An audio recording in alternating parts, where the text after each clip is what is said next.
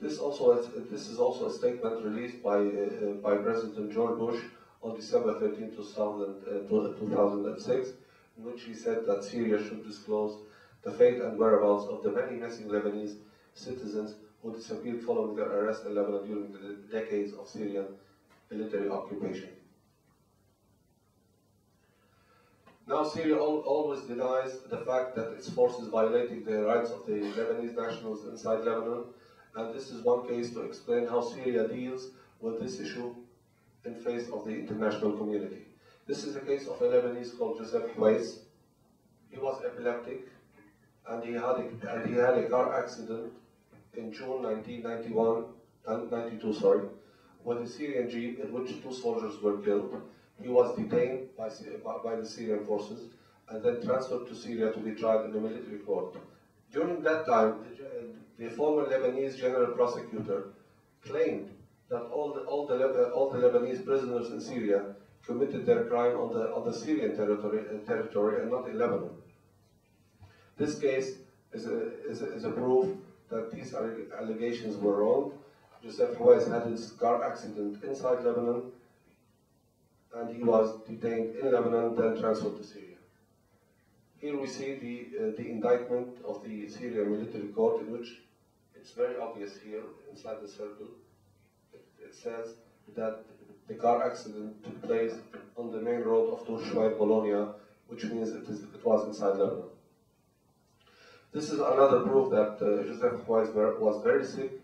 He was epileptic, and this is a paper from Ibn Sina Hospital in Damascus, which is next to the Damascus Central Prison.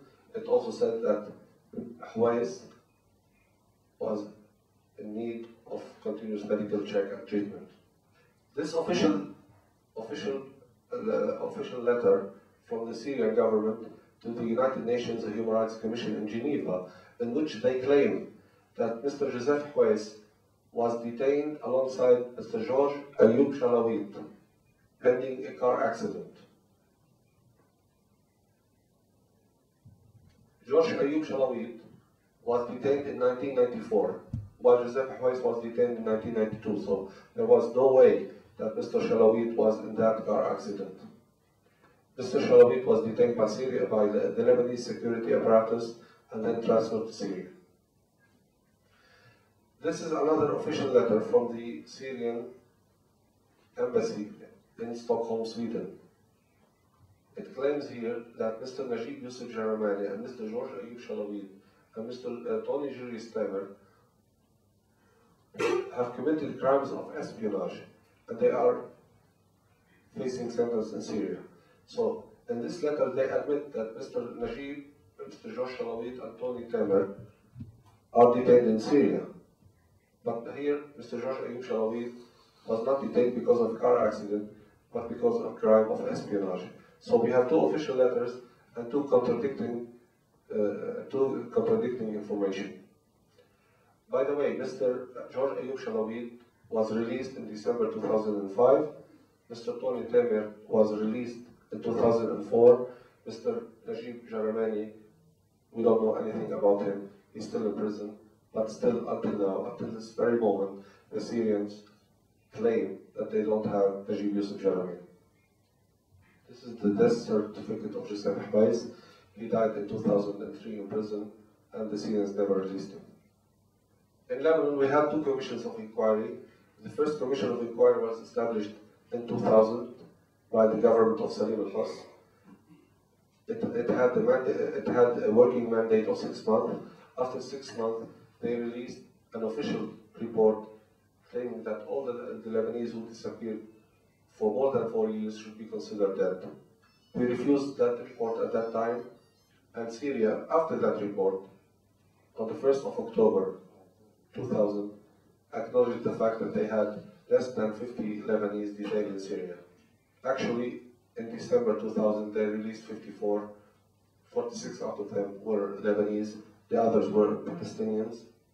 We should note here, it's noteworthy to say that we had only 12 names out of the 54, meaning there were 42 cases that were not reported to us. The second commission of inquiry was established by the government of Rafiq Hariri, late Prime Minister Rafiq Hariri. It had a mandate. The mandate was renewed 4 times, and no official report was published by this commission. In 2002, the families took the initiative and went to Syria. 56 members took the bus and went directly to Syria in a bid to see Mr. Bashar al-Assad.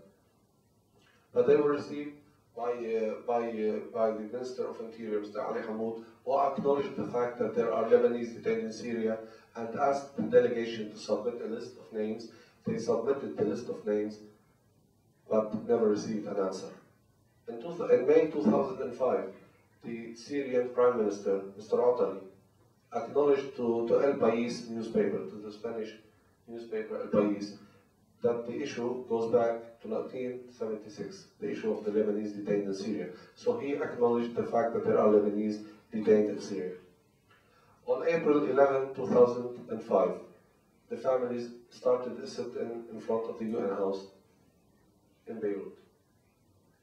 This is the tent that the families have been using since April 2005. Here we see photos of the pictures posted in front of the tent. Here we see a visit by the UN political secretary of the UN General Secretary, Ibrahim Gambari. In June 2005, the Lebanese government established a joint Lebanese-Syrian Commission of Inquiry. After the visit of Mr. Najib Mikati to Syria, to Damascus, he raised the issue with Mr. Bashar al-Assad, and they both agreed on establishing a joint commission of inquiry.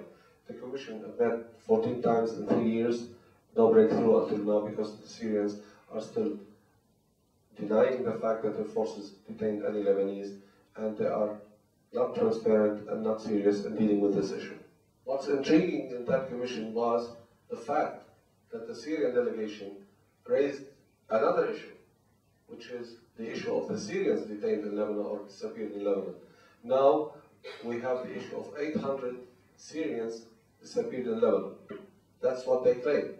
I mean, under the control of the Syrian Mukhabarat or intelligence in Lebanon, now they claim that they have 800 Syrians disappeared in Lebanon.